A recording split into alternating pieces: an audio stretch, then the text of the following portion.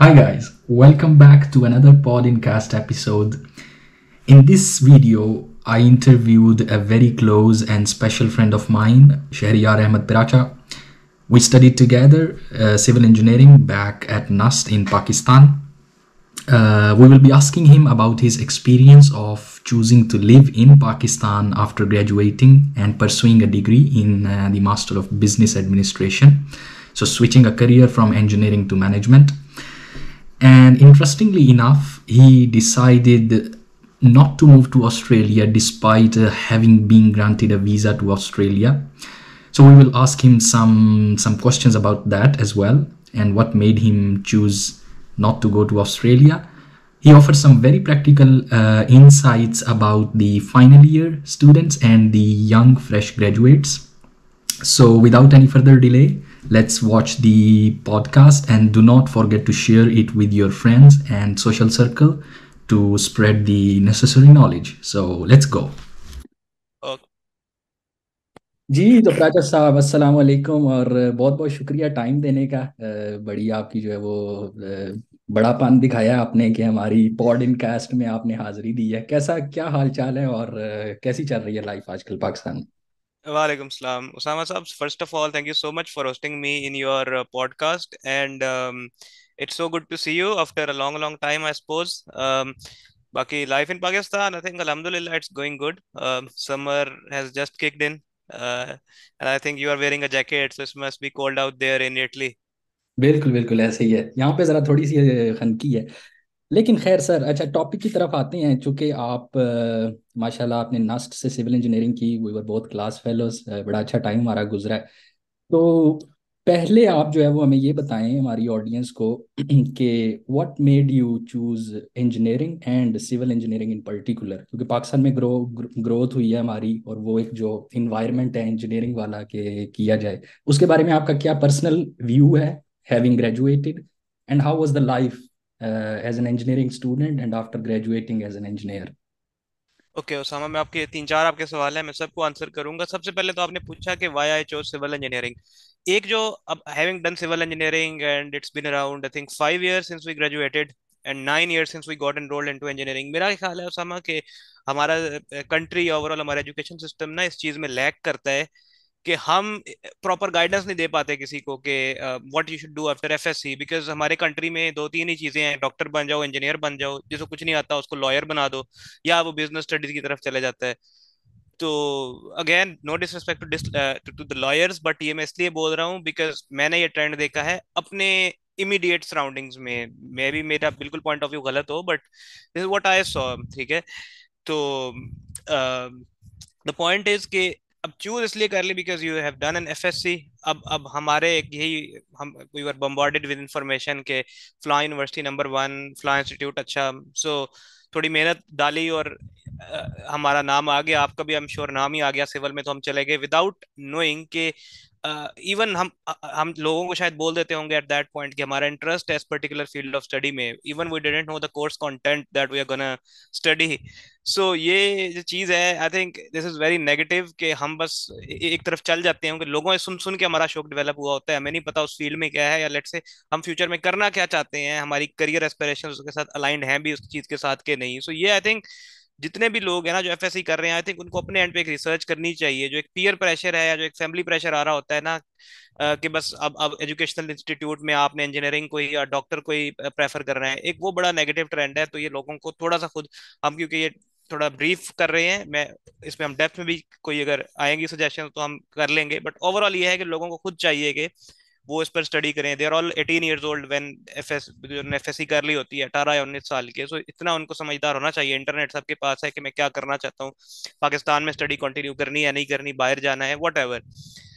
तो मैंने इसलिए कर दी बिकॉज नाम आ गया, एज सिंपल एज दैट। फिर आपने पूछा कि जब आपने सिविल इंजीनियरिंग कर ली उसके बाद मैं ये कहूंगा कि even at that time in 2017 2018 हम फिर भी पाकिस्तान में देखते थे कि कुछ इंफ्रास्ट्रक्चर के प्रोजेक्ट्स चल रहे थे। इवन इन मेट्रोपॉलिटन सिटीज आपको मैं समझता हूँ कि जॉब अपॉर्चुनिटीज थी। और आई स्टिल रिमेम्बर जब हम नस्ट में गए थे, तो जैसे आपने बोला कि आप भी मेरे बैच फेलो ही हो, सो हमारे उस टाइम इलेक्ट्रिकल इंजीनियरिंग नंबर 2 पे होती थी, मैकेनिकल नंबर 1 पे और सिविल नंबर 3 पे। इतनी इन फील्ड्स को अब मार पड़ी है, यानी हम 18 में ग्रेजुएट हुए थे, even at that time mechanical number 1, electrical number 2, civil number 3। अब 5 साल हुए हैं, सिविल पांचवें या छठे नंबर पे आ रही है नस्ट में। और हालांकि जो नस्ट का नाइस का इंस्टीट्यूट है वो पाकिस्तान में नंबर 1 भी नहीं है आई थिंक, जो इसकी सिविल इंजीनियरिंग है नस्ट की, बट स्टिल वो छठे सातवें नंबर पे चले गई है।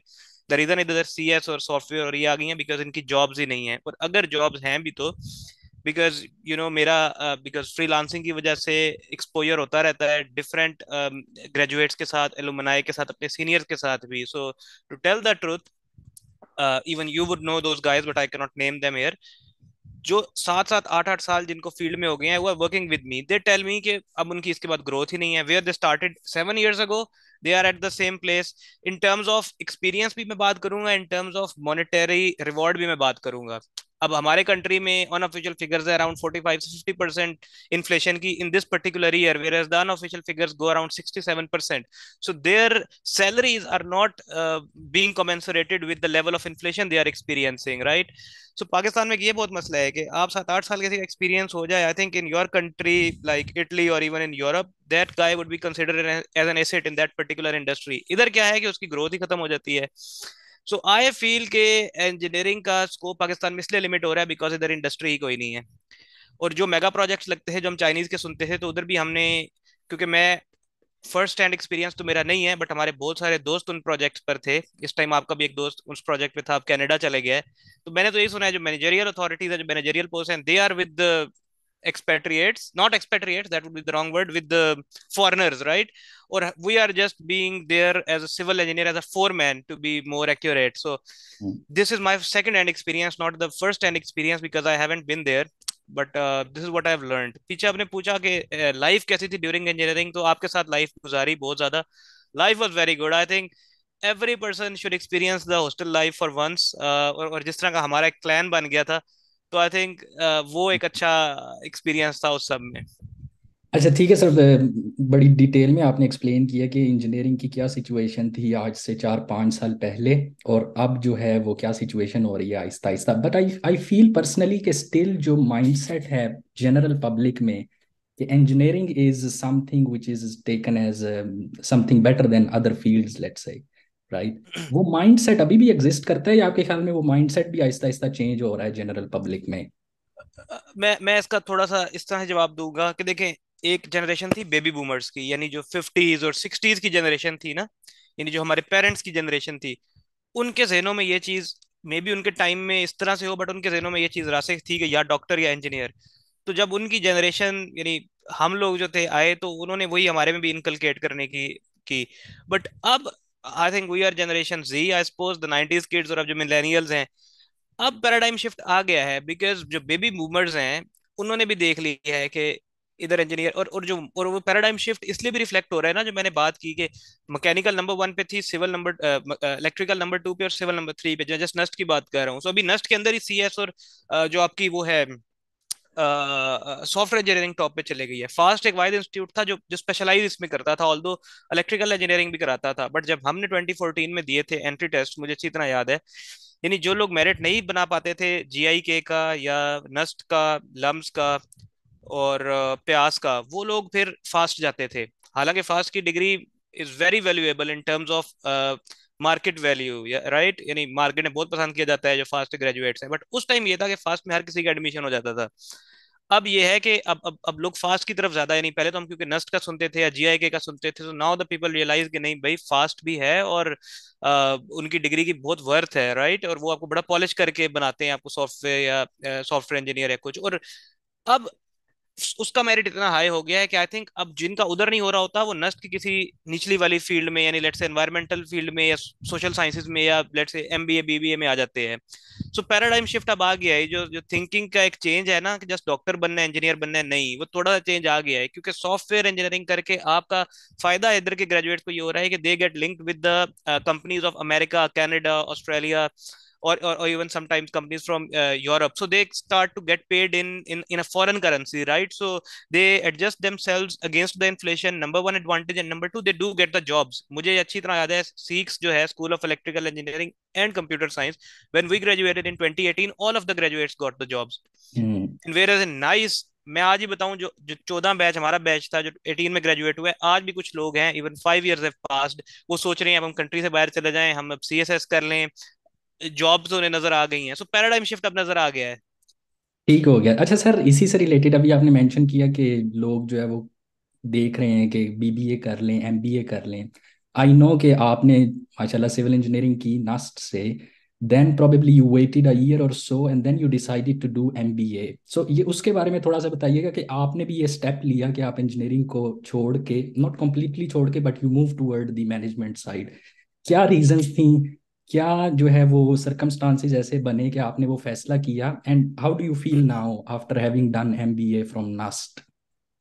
देखो, आई वुड से कि मैंने तो खैर मतलब कोई इतनी मेरे पास कॉन्क्रीट रीजन नहीं थी एमबीए करने की, वो just I just went with the flow कि ठीक है। साल मैंने वेट किया था, आपको याद होगा हमने एक इंटर्नशिप की थी 3rd ईयर में, आई थिंक आपने लाहौर में की थी, वो एक जस्टिन थे उनके पास, और मैंने एनएलसी में की थी। तो जब मैंने वो इंटर्नशिप कर देखी ना, सो क्योंकि उधर आपने सबको देख लिया ना, प्रोजेक्ट डायरेक्टर को भी देख लिया आपने, प्रोजेक्ट मैनेजर को भी देख लिया, मैनेजर को भी देख लिया, उसके नीचे जो फोरमैन है, सिर्फ साइट इंजीनियर है, सबको देख लिया, बिकॉज मैं इंटर नहीं था। So this that was a defining moment for me when I realised कि शायद मैं इस फील्ड के लिए बना नहीं हूँ, because I didn't see the monetary reward against the level of effort those guys were putting in the field. तो एक तो ये चीज हुई। फिर जब मैं ग्रेजुएट हो गया, इट इज नॉट कि मैंने ट्राई नहीं किया कि मैं जॉब में आऊं या करूं, बट मुझे एक दो जॉब ऑफर्स आई, बट वो इस तरह से आई कि एक जॉब थी करक में, that is some place located in KPK, so even we would be afraid to go there, right. और एक और जगह से आई, but the monetary reward again that was so low. अच्छा, एक मैं चीज आप मेंशन करूंगा, हर बंदा कहता है कोई बात नहीं, स्टार्ट में मॉनेटरी रिवॉर्ड कम भी है, so you just go with the experience. This is such a botched up statement that I could hear from the people.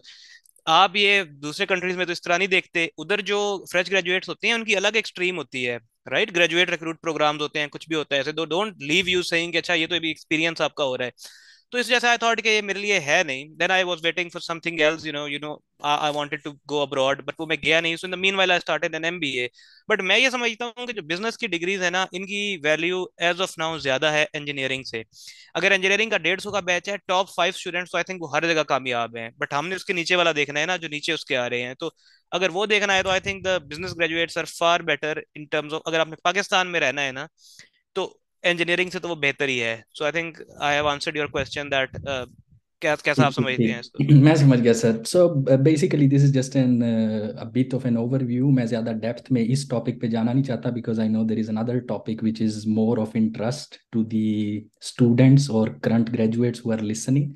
सो जैसा अभी आप मेंशन कर रहे थे कि बाहर जाना है तो वो एक अलग चीज़ है, यानी कि बाहर जो है वो सिस्टम अलग है, बाहर अपॉर्चुनिटीज़ अलग हैं, और ग्रेजुएट्स की वैल्यू ज़्यादा है, also in terms of monetary reward and also in terms of your career growth, right? These two, both of them side by side are very important.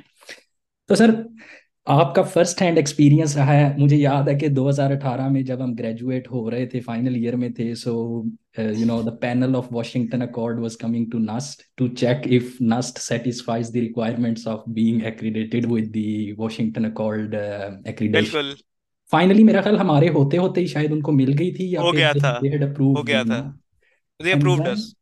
and then we were finally sure that now we can apply this particular visa which was in Australia, I think 476 subclass they call it. तो मुझे exactly. याद है कि आपने final year में ही शायद जो है वो अप्लाई करना या प्रैक्टिस, मतलब मैं एफर्ट उस स्टार्ट कर प्रोसेस में ली आ थी, गया था, प्रोसेस अप्लाई में मैंने आ गई। थोड़ा सा लेट किया था, बट मैं उस प्रोसेस में आ गया यस, था। क्योंकि प्राइस साहब आपको पता है कि अब इतने इंजीनियरिंग स्टूडेंट्स अभी भी पाकिस्तान में, आई वुड से कि they are doing either jobs which are not of their interest और they are jobless probably, and they would like to take an opportunity abroad. Australia हो गया, कनाडा हो गया, एनीवेयर, यूरोप हो गया। तो ये जो वीज़ा है 476 सब क्लास ऑस्ट्रेलिया में स्पेसिफिकली, जो कि मेरा ख्याल 2 साल के 18 महीने का, दो डेढ़ साल साल का है, का, दो 18 महीने का है, बट 2 साल का एक्सटेंड हो साल। जाता है फिर।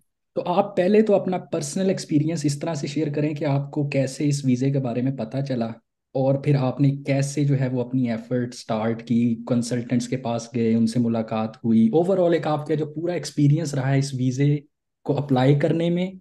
And then ultimately we will get to the point where you got the visa and then you made a decision of not going, and we will talk about that. So ज़रा पहले थोड़ा सा वीज़े के बारे में बताएं, और उसके क्या प्रोज एंड कॉन्स हैं, और अभी भी एग्जिस्ट करता है, और अब इसमें वो मतलब सेचुरेशन तो नहीं हो गई? तो अभी क्या सिचुएशन है ओवरऑल इस वीजे की?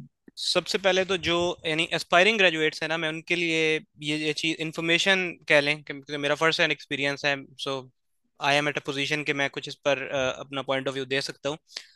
कि जो फ्रेश ग्रेजुएट्स है ना, जो वाशिंगटन अकॉर्ड एक्रीडेटेड इंस्टीट्यूट से उनकी डिग्री है, और जिनकी डिग्री 2 साल से ज्यादा पुरानी नहीं है, यानी अब अगर 2023 है तो जिन्होंने जो बैच ऑफ 2017 है ना, जो इन 21 ग्रेजुएट हुए, वो सब लोग जो वाशिंगटन अकॉर्ड डिग्री से एक्रीडेटेड हैं, इंजीनियरिंग ग्रेजुएट्स, वो सब इस वीजा के लिए एलिजिबल हैं। अब अगर उन्होंने अप्लाई करना है, एक तो वाशिंगटन अकॉर्ड डिग्री एक्रीडेटेड होना चाहिए, नंबर टू 2 साल से पुरानी उनकी डिग्री नहीं होनी चाहिए। जिस टाइम हमारे पास वाशिंगटन अकॉर्ड आया था, उस टाइम तो गिनती की 2-3 यूनिवर्सिटीज थी पूरी पाकिस्तान में जिनके पास ये एक्रीडेशन थी। उसके बाद ऑलमोस्ट मैं कहूंगा जितनी भी यानी जानी मानी यूनिवर्सिटीज है ना, कॉमसेट, फास्ट, नस्ट, जीआई के, ये तो हैं, या यूईटी, उसके अलावा भी कुछ यूनिवर्सिटीज एक्रीडेटेड हो गई हैं। So I think there is a lot of opportunity for the guys कि वो इसको अप्लाई कर सकें। बट अब जो आपने बात की सेचुरेशन की, प्रॉब्लम बीच में ये हुई कि पाकिस्तान, इंडिया की बहुत सारी यूनिवर्सिटीज जो हैं वो वाशिंगटन अकॉर्ड एक्रीडेटेड होने लग गई। So every guy sort of applied this visa. अब इस वीजे का ये है कि वेटिंग टाइम बहुत ज्यादा है। इवन यू नो कि मैंने जब अप्लाई किया था 2018 सितंबर में, मुझे अराउंड 13 महीने लगे थे। मुझे 2019 के आई थिंक नवंबर या दिसंबर में जाके मेरा वीजा जो था वो ग्रांट हुआ था। यानी ये 5 साल पहले मैं बता रहा हूँ कि 13 महीने लग गए थे। अब आई थिंक उनकी वेबसाइट पर, अब मैंने ऑफिशियल टाइम तो नहीं देखा आजकल कितना है, बट जितना मेरा अंदाजा है, या कुछ हमारे भी अभी दोस्तों ने अप्लाई किया हुआ था, तो 2.5 साल 3 साल लग जाते हैं इस वीजा के लिए। सो मेरा ये है कि जिसने अगर देखें, दो रास्ते हैं। एक तो है कि जिस तरह माशाल्लाह आप वाला रास्ता था कि स्कॉलरशिप ली और बाहर चले गया।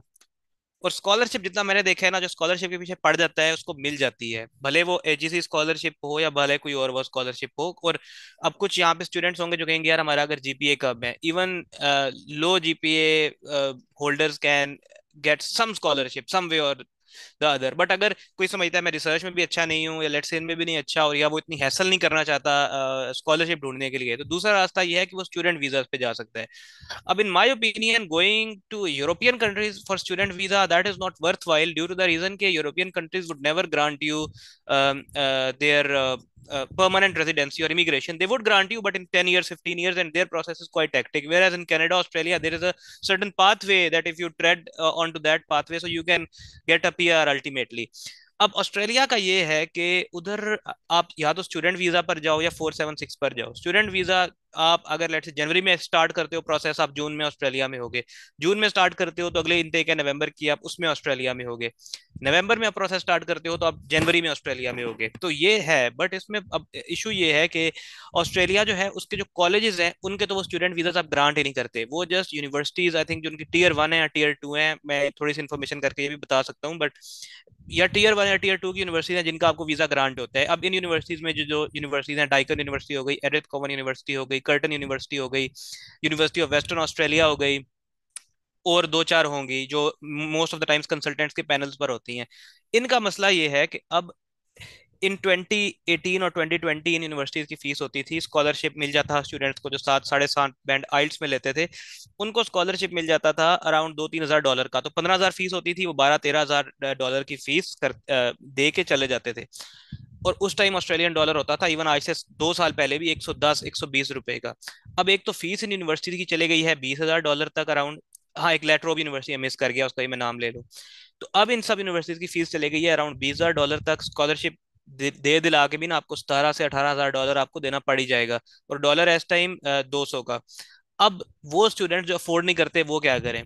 what they can do is they can apply this 476 visa. कोई रिजेक्शन नहीं है अगर आपकी डिग्री 2 साल से पुरानी नहीं है और आपकी वॉशिंगटन अकॉर्ड एक्रीडेटेड इंजीनियरिंग है, इसमें कोई रिजेक्शन नहीं है इस वीजा में। भले आपको 2 साल लगे 3 साल लगे, ultimately would be granted this visa. So आप इसको अप्लाई करके लेकिन आप भूल जाएं, यानी अगर आपके पास और कोई चारा नहीं है ना बाहर जाने का, आप इस जो ही आप ग्रेजुएट हो, बिकॉज पाकिस्तान में I don't think for long time, अब जो हम सिचुएशन देख रहे हैं, इवन 2018 में उसामा, जिस तरह आप अभी आप अगला सवाल शायद पूछेंगे कि मैं क्यों नहीं गया था, उस टाइम ना फिर भी इतनी अनसर्टेनिटी नहीं थी इस कंट्री में और हर ग्रेजुएट जाने का नहीं सोच रहा था। अब अगर आप आजकल देखेंगे ना, every guy is looking to go abroad जो ग्रेजुएशन कर गया है, ठीक है, क्योंकि इधर अपॉर्चुनिटी ही नहीं है इधर। सो अब जिसने जाना है ना, क्योंकि हर कोई ये सोच रहा है, सो उसके पास अगर there if that guy does not possess the means to go abroad, I think Germany ये वीजा ऑफर करता है, इसी तरह का कनाडा भी आई थिंक ऑफर करता है, बट मुझे उनकी इतनी इन्फॉर्मेशन नहीं है। ऑस्ट्रेलिया का तो मुझे पता है, ये वीजा आपको लाजमी मिलेगा, भले भले 2 साल में मिले या 3 साल में मिले, ultimately you are gonna get this visa. आप इस वीजा को अप्लाई करके आप फील्ड में जाके जॉब स्टार्ट कर दें। और जो मैंने अभी एक रेटरिक बोला ना, that is a boys of rhetoric, के यार बेशक फ्री में काम करो, आपकी लर्निंग हो रही है, इस सिनेरियो में आप बेशक इंटर्नशिप करें, अनपेड पेड भी करें, बिकॉज अल्टीमेटली आपको वो इंटर्नशिप फायदा दे देगी जब आप 2 साल बाद ऑस्ट्रेलिया जा रहे होगे या 3 साल बाद आप ऑस्ट्रेलिया जा रहे होगे।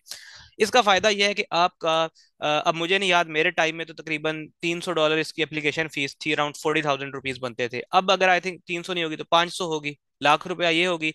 आइल्स आपने देना है, और आइल्स के मजे की बात, कोई बैंड की रिक्वायरमेंट नहीं, जस्ट 6 बैंड लेना है। सो ऑल द रिक्वायरमेंट तो है 6 की, बट 6 बैंड किसी ने अगर इंजीनियरिंग की है वो आंखें बंद करके भी जाके टेस्ट दे आएगा ना, 6 बैंड तो उसका आएगा ही आएगा। आइल्स में 6 लेना है, आइल्स आपको तकरीबन 50-60 थाउजेंड का पड़ेगा, 1 लाख आपको एप्लीकेशन फीस लग जाएगी, 1,50,000। उसके अलावा वो आपका मेडिकल कराएंगे, वो आपका आई थिंक 20,000 में हो जाता है, 1,70,000। So I think in within 2 lakhs you are covered, कि आप अपना ये वीजा डाल के, एप्लीकेशन डाल के आप साइड पे हो जाएं। ठीक है, उसके बाद आप फील्ड में जाएं, आप अपनी जो है ना लर्निंग प्रोसेस उसको स्टार्ट कर दें, इस वीजा के वेट में ना रहें, बिकॉज ये बहुत फ्रस्ट्रेटिंग हो जाता है अगर आपको 2-3 साल वेट करना पड़े। अल्टीमेटली आपको वीजा ग्रांट होगा, चाहे 2 साल बाद हो चाहे 3 साल, बट आप भूल जाएं आपने किया था।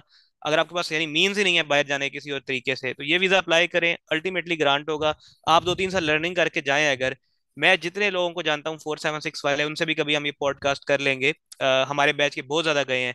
एक लड़का मैं नहीं कहता जिसको फील्ड की जॉब नहीं मिली, यानी आपको बहुत सारे लोग मिलेंगे जो कहेंगे उधर जस्ट टैक्सी चलानी है, सिक्योरिटी का काम करना है, 7-11 पंप्स पे काम करना है, ठीक है वो भी एक रियलिटी है। बट फील्ड की जॉब भी जिसकी नीयत है ना कि मैंने लेनी है, ऐसा नहीं है कि मिलेगी नहीं। और अगर नहीं भी मिलती ना, अब आई थिंक ये जो एक कॉन्सेप्ट था ना, ये फेड अवे हो रहा है हमारी सोसाइटी में भी, के खैर ये पहले ही फेड अवे था, बाहर जाके तो लोग कोई भी काम कर लेते थे ना, बाहर की दुनिया में बुरे समझे जाते हैं सोसाइटी में, and you would still be earning far better fortune what you are gonna earn in Pakistan, right? So 476 एक बहुत अच्छी अपॉर्चुनिटी है, और वेटिंग टाइम मैंने बताया है उसका है, बट जिस अच्छा पास नहीं सर, ऑप्शन आई एम कोई। सॉरी, मैं इसमें आपको काट रहा हूँ। एक इंपॉर्टेंट चीज़ जरा इसमें मेंशन कीजिएगा कि इसकी जो एप्लीकेशन प्रोसेस है 476 का, मैं उस तरफ आ रहा इसमें यस, कि do you need a consultant और कैन हूँ। You do it on your own, इसके बारे में थोड़ा सा जरा गाइड। मैं इसी तरफ आ रहा था कि अब मैंने जो कॉस्ट बताई ना कि around 2,000 you are done with, around 2 lakh आप जो है अपना प्रोसेस कर लेते हैं। अब इधर कुछ कंसल्टेंट्स हैं, एक दो कंसल्टेंट हैं, वो आपको भी शायद मालूम हो, मैं नाम किसी का नहीं लूंगा, बट हम ग्रेजुएट करने वाले होते हैं, तो वो जो कोर्स कोऑर्डिनेटर होता है उसके थ्रू सारे बैच को ईमेल भी करवाते हैं। अब जब मैंने इस प्रोसेस में आना था, मैंने जब उनसे बात की कि मैंने, क्योंकि बंदे के ज़हन में होता है मुझे हैसल नहीं करनी पड़ेगी, और दूसरा ना बंदे में कॉन्फिडेंस की कमी होती है कि पता नहीं मैंने खुद किया तो क्या हो जाएगा, और कहीं गलत एप्लीकेशन डल गई तो वीजा रिजेक्ट हो जाएगा। जो कंसल्टेंट है ना, एक कंसल्टेंट जो ईमेल करवाता है यूनिवर्सिटी के कोर्स कोऑर्डिनेटर से, वो उस टाइम 2018 में ₹3.5 लाख चार्ज करता था, क्योंकि सब्ज बाग इतने ज्यादा दिखाता भी है, और शायद कुछ है भी उधर पाकिस्तान के मुकाबले में, तो वो कहते हैं एक दफा ही 3.5 लाख देना है, उसके बाद तो देखो आप बाहर चले जाओगे, आप घंटे में इतना कमाओगे तो 10 दिनों में आप पैसे पूरे कर लोगे, इस तरह की वो, आपको पता है मार्केटिंग गिमिक्स है, बाहर उनका बिजनेस है, उन्होंने उसको इसी तरह ही कंटिन्यू करना है। पर उस टाइम उन्होंने 3.5 लाख मांगा था, और जो बाकी दूसरे कंसल्टेंट्स हैं वो भी कोई 1 लाख 1.5 लाख इस तरह से अमाउंट मांगते हैं। मैं ये समझता हूँ कि जिस बंदे ने इंजीनियरिंग कर ली है ना, वो इतना कर सकता है कि वो एक, जिस तरह हम फेसबुक पर अकाउंट बनाते हैं, लिंक्डइन पर अकाउंट बनाते हैं, आपने एक इमी अकाउंट बनाना है, यानी आप just log in to account करें, उसी उसी तर्ज पे एक अकाउंट आपका बन जाएगा, इमी अकाउंट, IMMIACCOUNT। उस पर आपने जाके सिर्फ ये सेलेक्ट करना है कि मैंने कौन सा वीजा अप्लाई करना है। So this is a skilled graduate visa, सब क्लास 476, आपने उधर ये सिलेक्ट कर लेना है। उसके बाद कोई मुश्किल चीज नहीं है। आइल्स आपने पहले दे देना है, पासपोर्ट आपने बनवा लेना है, आपने पासपोर्ट अपलोड करना है, आइल्स का स्कोर अपलोड करना है, और बाकी आपने क्या करना है, अपनी मैट्रिक की डिग्री, आपने अपनी एफएससी की डिग्री, या जिसने ओए लेवल्स किया है तो उनकी जो इक्विवेलेंस होती है वो वाली डिग्रीज अपलोड करनी है, आपने अपनी बैचलर की डिग्री अपलोड करनी है, आपने अपनी ट्रांसक्रिप्ट अपलोड करनी है। ट्रांसक्रिप्ट के अलावा आपने अपलोड करना है जो आपका इंजीनियरिंग कार्ड आपका आता है, जो हमें इंजीनियरिंग नंबर एलोकेट होते हैं, वो वाला सर्टिफिकेट आपने बनवा लेना है, वो आपने अपलोड कर देना है, दैट्स इट। इवन आपको किसी अटेस्टेशन की भी जरूरत नहीं है, यानी होता है ना एचईसी की अटेस्टेशन चाहिए, मोफा की अटेस्टेशन चाहिए, आईबीसीसी जाके मैट्रिक एफएससी की करवानी है, कोई जरूरत नहीं है उसकी भी। अगर आप थोड़ा सा सेफ साइड भी होना चाहते हैं, जस्ट नोटरी पब्लिक से 3 आपको स्टेम्प्स लगवानी होती हैं। तो अगर आप अपने डॉक्यूमेंट्स को नोटराइज करा लें, that is hardly a process of around 10 minutes. आप चले जाओ नोटरी पब्लिक, वहां से वो आपको स्टेम्प्स लगा देंगे, they would charge you a very minimal amount, और आप कर लोगे। और आपने जस्ट डॉक्यूमेंट्स अपलोड करनी है। कंसल्टेंट भी यही काम करेगा, वो आपसे डॉक्यूमेंट लेके डॉक्यूमेंट ही अपलोड करेगा, उसने कुछ एक्स्ट्रा नहीं करना। और आपने भी बस यही करना है। उसके बाद जब आप ये सब कुछ कर लेंगे, आपका उधर एक स्टेटस आ जाएगा, रिसीव्ड, दैट्स इट। उसके बाद जब वो रिसीव्ड से अगले आपको उसके बाद असाइन होता है केस ऑफिसर। जब केस ऑफिसर असाइन होता है, जिस तरह मैंने बताया कि 2-3 साल का प्रोसेस है, मे बी आपको साल 1.5 साल बाद असाइन हो आपको केस ऑफिसर। उसके बाद रिसीव्ड से स्टेटस कुछ होके और हो जाता है, मेरे जेल में नाम नहीं, बिकॉज एक सबसे पहले रिसीव्ड होता है, फिर कोई और होता है, एट द एंड ग्रांटेड होता है।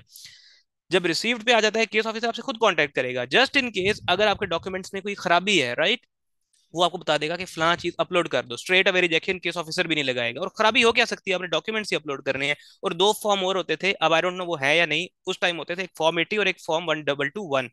उसमें सिंपल आपकी बेसिक इन्फॉर्मेशन थी कि आप आना क्यों चाह रहे हैं, तो आप बता दें कि मैं जॉब करने आ रहा हूँ, इंजीनियर इतना तो लिख ही सकता है ना।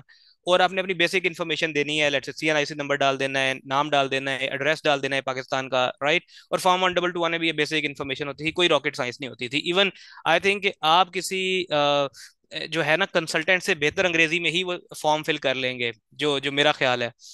तो यही करना है बस। तो जी इस जी। 3-3.5 लाख रुपए आप किसी एजेंसी को दें, किसी कंसल्टेंट को दें, उससे बहुत बेहतर है कि आप जो है ना, अगर अगर कोई बंदा है जो 476 अप्लाई करना चाहता है, वो जस्ट इस वीडियो के नीचे कमेंट कर दे और अपना ईमेल आईडी दे दे।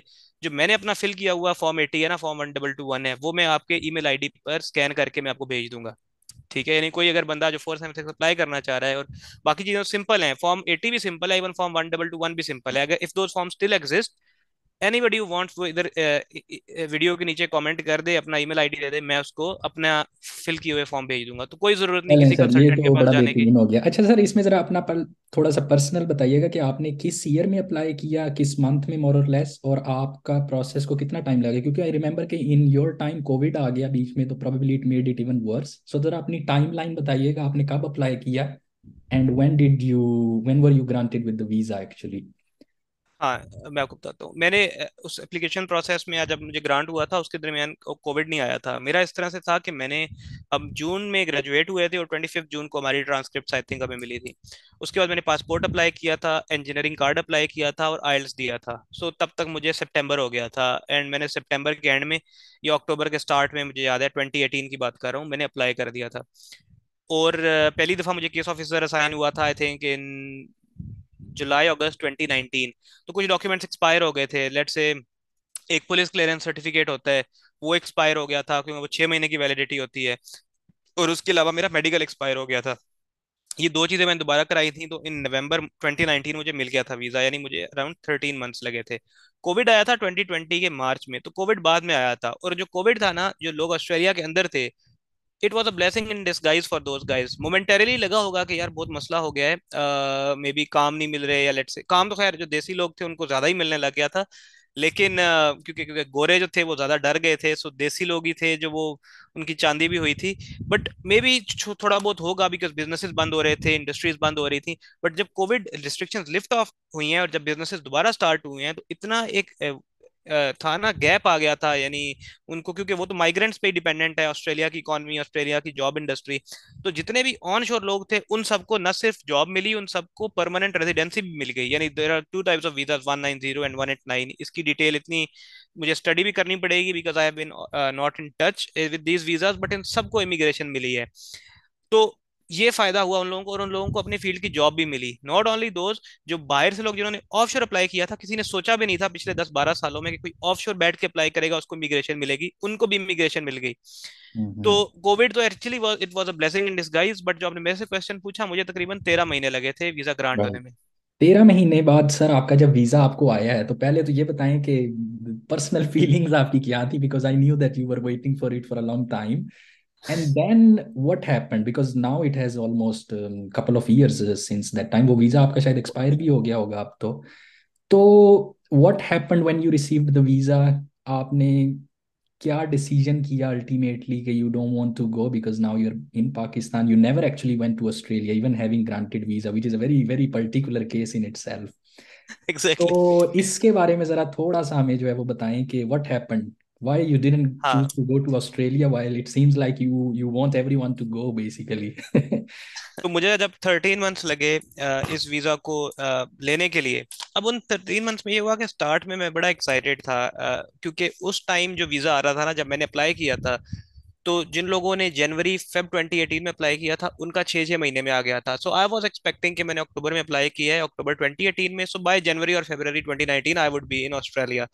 माइंड सेट बहुत इंपॉर्टेंट होता है, यानी उस टाइम मुझे दुनिया की, यानी कोई भी और यानी अपॉर्चुनिटी मिल रही होती ना, I would have simply sacrificed it over Australia, कि मैं तो जा ही ऑस्ट्रेलिया रहा हूँ, बिकॉज माइंड सेट उस तरफ ट्यून्ड हुआ हुआ था। फिर जो आपके साथ पीयर्स होते हैं उनका आप पर बड़ा इन्फ्लुएंस होता है, तो जिस तरह आप बाहर चले गए थे, एक और हमारे दोस्त हैं बड़े अच्छे जो दुबई चले गए थे, और हम देख रहे थे कि फलां स्कॉलरशिप पे जा रहा है, फलां इधर जा रहा है, तो बस मेरे भी माइंड सेट में था कि हाँ जी मैं तो, क्योंकि मैंने आपको बताया ना कि पीछे एक्सपीरियंस इतना अच्छा नहीं था इंटर्नशिप का, so I was of the view कि भाई मैंने तो जाना है।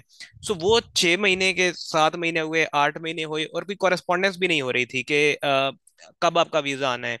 सो इन द मीन वाइल मैंने, क्योंकि मेरा आपको थोड़े काम की नौयत इस तरह है कि मेरा ऑस्ट्रेलिया के लोगों से बहुत ज्यादा कांटेक्ट रहता है, सो उनसे जब मैं जिक्र करता था, तो अभी जो हालात हुए पिछले 1-2 सालों में, कोविड जाने के बाद, कोविड की रिस्ट्रिक्शन लिफ्ट होने के बाद इन 2022 आई थिंक, तो ऑस्ट्रेलिया में जिस तरह मैंने बताया बहुत सारी इमिग्रेशन मिली थी। ये हालात उस टाइम नहीं थे 2019 में। सो जब मेरी उधर के भी लोगों से ज्यादा गुफ्तगू होती थी, तो although many of them were satisfied, but उसमें यह था कि उस टाइम इमिग्रेशन लेना, उधर परमानेंट होना बहुत मुश्किल चीज बन गई थी, specially in the metropolitan cities like Melbourne, Sydney, और जाहिर बात है अपॉर्चुनिटी भी इन्हीं सिटीज में ज्यादा होती है। तो एक चीज ये मेरे जहन में आती जा रही थी कि मे बी, और फिर इन द मीन वाइल मैंने यहाँ पे दोबारा अपनी स्टडीज को जो था वो कंटिन्यू किया था 1 साल एक गैप के बाद। सो बाय दैट टाइम अराउंड 10 से 11 महीने हो गए थे, वेयर आई वाज एक्सपेक्टिंग कि से आधे टाइम में मेरा वीजा आ जाना चाहिए।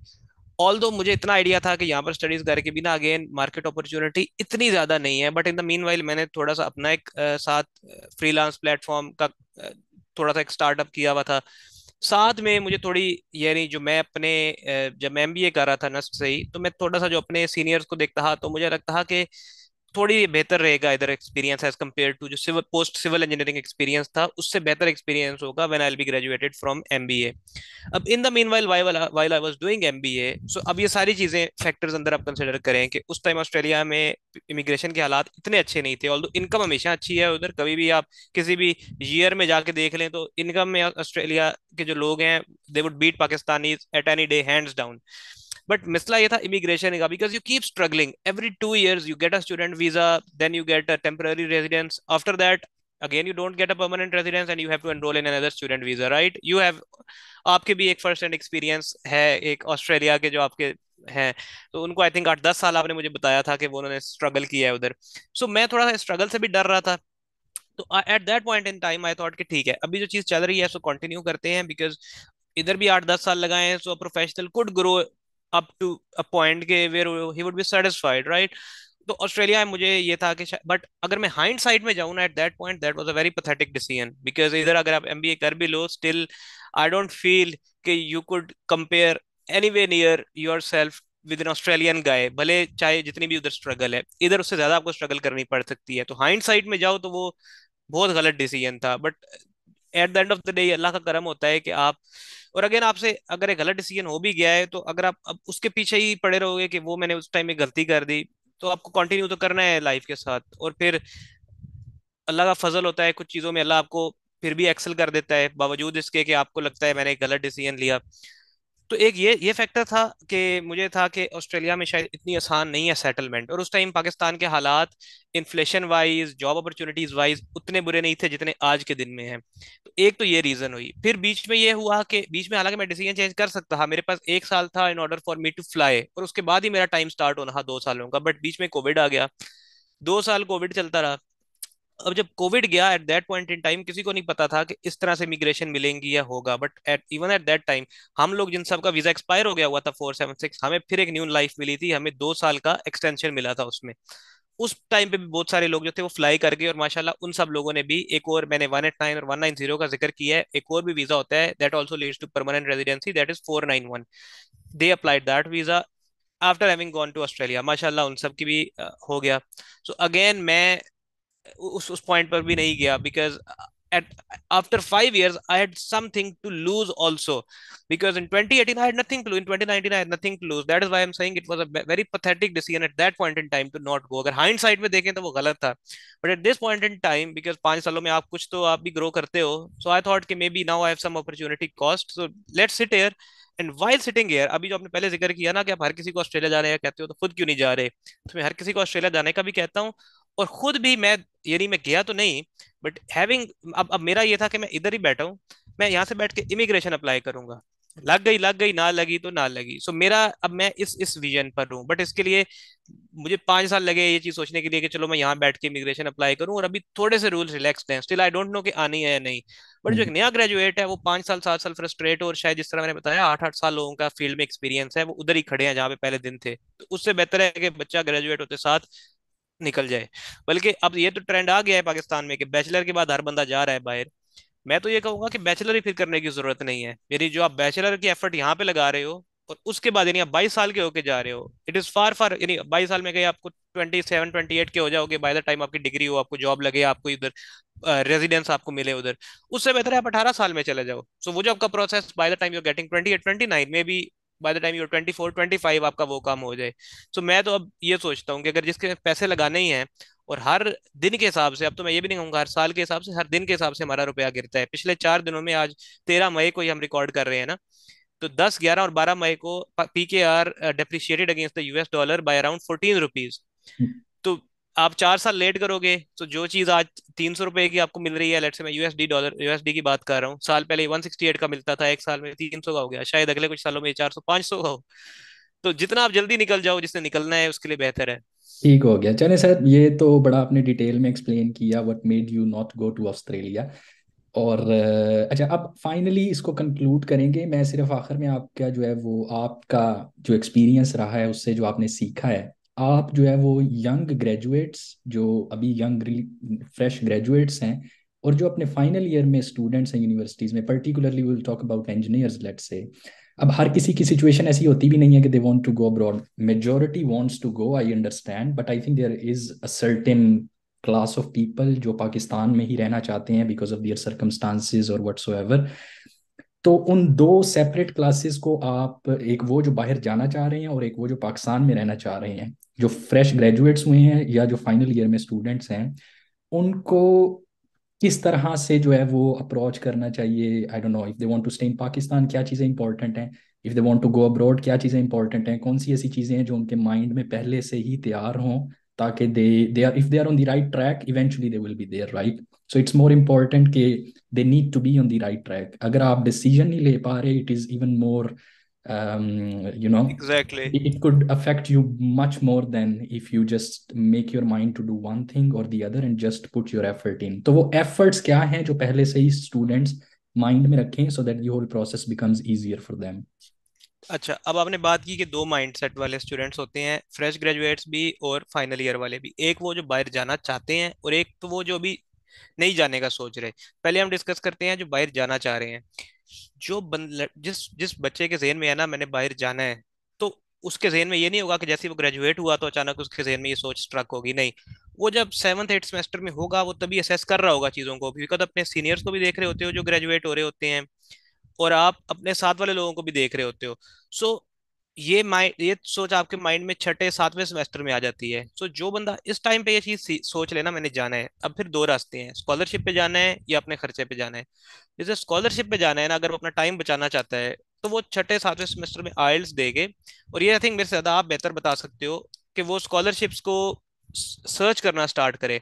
ठीक है। सो बी विद इन 1.5 ईयर, तो कहीं ना कहीं का कहीं नहीं तो चाइना हांगकांग का तो मिल ही जाता है। ठीक है, उधर का तो मिल ही जाएगा ना। तो लेकिन बाकी यूरोप भी ओपन ही है आपके लिए। और उसके अलावा यूरोप में भी मैंने देखा, इटली में हमारे इतने दोस्त गए हैं, सभी का स्कॉलरशिप लगा है। राइट। तो वो ट्राई करना शुरू कर दे। और दूसरे वो हैं जो इस हैसल में नहीं पढ़ना चाहते स्कॉलरशिप ढूंढने की और इसमें करने की। राइट।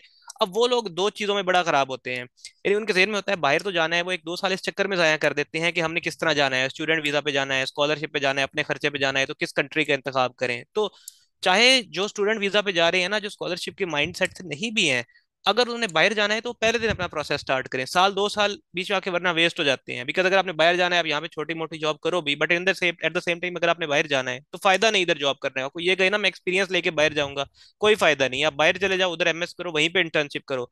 और पाकिस्तान का एक्सपीरियंस इतना बाहरी कंट्रीज में ऐसा काउंट भी नहीं होता, यानी they don't consider this experience to be an experience, right. So जिन्होंने जाना ही है, और जिन्होंने लेट्स से अगर स्कॉलरशिप पे नहीं जाना, इवन वो लोग भी जून में ग्रेजुएट हो रहे हैं, लेट्स से नवंबर में ग्रेजुएट हो रहे हैं, वो अपना कंट्री पहले सेलेक्ट करके रखें।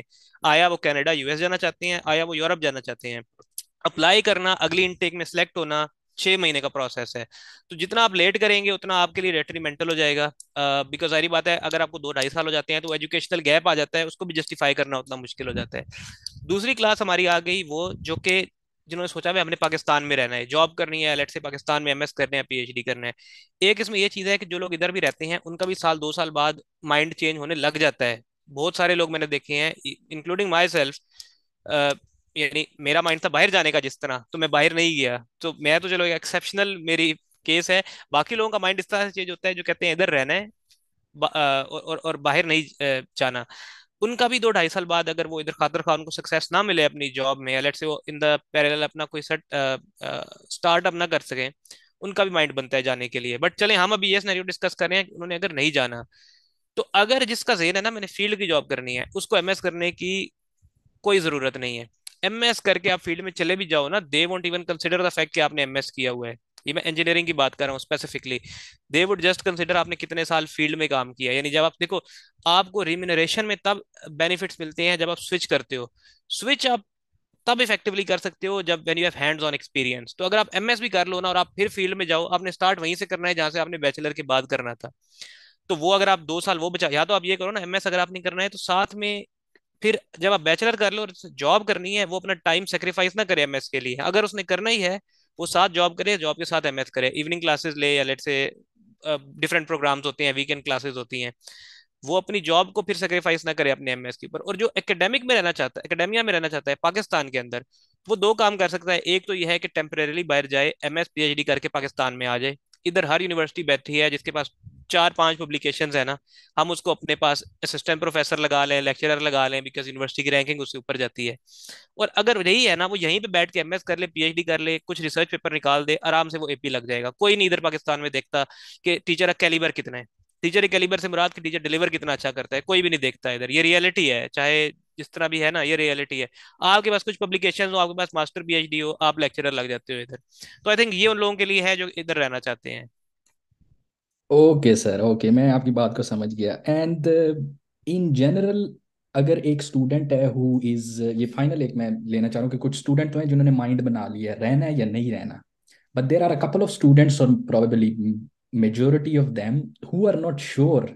वो यहाँ पे कुछ पाकिस्तान में देखते हैं कुछ सक्सेसफुल लोग, कुछ बाहर सक्सेसफुल देखते हैं। अब वो डिसाइड नहीं कर पा रहे कि वो बाहर जाएं या पाकिस्तान में रहें, but they can choose one or the other without any problem. उनको आप क्या अपने पर्सनल एक्सपीरियंस से रिकमेंड करेंगे? देखिए, सबसे पहली जो चीज है, ये है सब्जेक्टिव चीज। यानी it would very with each individual कि वो आया इधर रहना चाहते हैं या बाहर जाना चाह रहे हैं, और वो कंफ्यूज है। कंफ्यूजन नहीं होनी चाहिए। हम्म। आप अगर क्लियर नहीं है ना मेंटली, तो आप अपना टाइम वेस्ट कर रहे हैं। आपने 2 ढाई साल इधर जॉब की और फिर आपने कहा नहीं मजा नहीं आया, अब मैं बाहर जा रहा हूँ। तो it would cost you around 2 to 2.5 years, right. So time is very important in your right. 20s।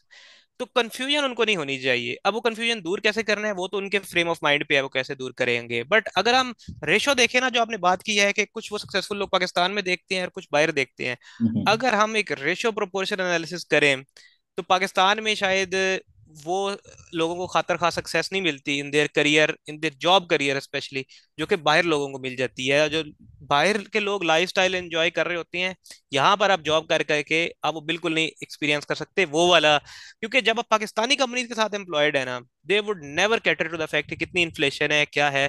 जो एक पे स्केल्स बने हुए हैं ना, आज से मैं जो 5-10 साल पहले देखता था, आज भी वही है। वेयर एज इन्फ्लेशन कहाँ से कहाँ पे गई है। तो मेरे ख्याल से अब तो इधर सक्सेस अचीव करना फॉर अ जॉब होल्डर वो डे बाय डे डिफिकल्ट होता जा रहा है, राइट। सो बट अगेन जिसने इधर रहना है, that is again simply their choice, but उनको क्लैरिटी होनी चाहिए कि फिर वो करना क्या चाह रहे हैं। राइट। फिर जो उन्होंने राइट। डिसीजन लिया है, they must be clear in that. Okay Raja साहब, बहुत बहुत शुक्रिया। It was such an immense pleasure to talk to you. मेरे ख्याल में बहुत सारी इंपॉर्टेंट चीज़ें हमने डिस्कस की हैं। एंड टू द व्यूअर्स जो देख रहे हैं, अगर उनके माइंड में किसी भी टॉपिक से रिलेटेड कोई भी क्वेश्चन है जो क्लियर नहीं है, या वो फर्दर इंफॉर्मेशन लेना चाह रहे हैं, so they can contact Pracha Saab, or they can either comment on this video and we will. Comment कर दें तो Yes, उनको अपना साथ ईमेल एड्रेस दे दें, तो हम उनको जरूर yes. जो है फिर रिप्लाई कर देंगे। So we can get back to you and बहुत बहुत शुक्रिया एक दफ़ा फिर से प्राचा साहब, and we will inshallah have you once again with another topic. Hopefully, probably we will try to go in depth with some other topics इंशाल्लाह whichever would be इंशाल्लाह। of interest to the audience. And yes, thanks to you. Thanks a lot. Thank you so much, Usama, for hosting me. Okay, Allah Hafiz. अल्लाह हाफिज।